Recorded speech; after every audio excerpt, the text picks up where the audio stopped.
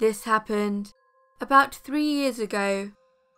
I worked as a correctional officer for about 5 years in an old county jail. One night, while I was doing my rounds, I entered our high security unit. This unit was mostly for unruly, dangerous inmates who often liked to fight others, or who had high notoriety cases such as murders. It was about 11 o'clock at night, and the lights were about to go off for the night.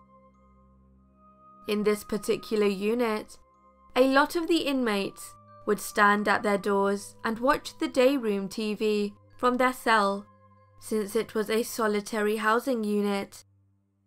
I finished my rounds downstairs, and I began climbing to the top tier. I glanced up at the near cell and saw an inmate watching TV from his door. I looked away for a moment and looked back, and he was gone. I walked up to the cell and looked in.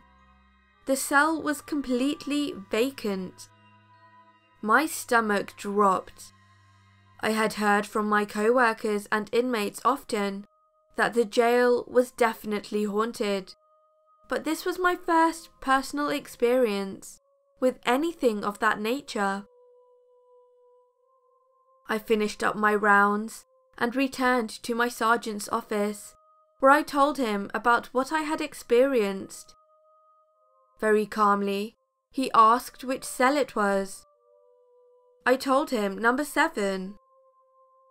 He told me that about 15 years prior, an inmate had killed themselves in that exact cell after he was charged with the murder of his child.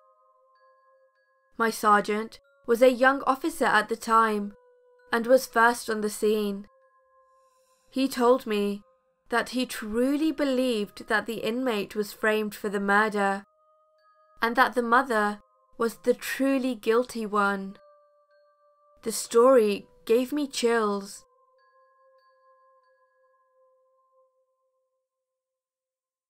Hello everyone, SinisterShaf here.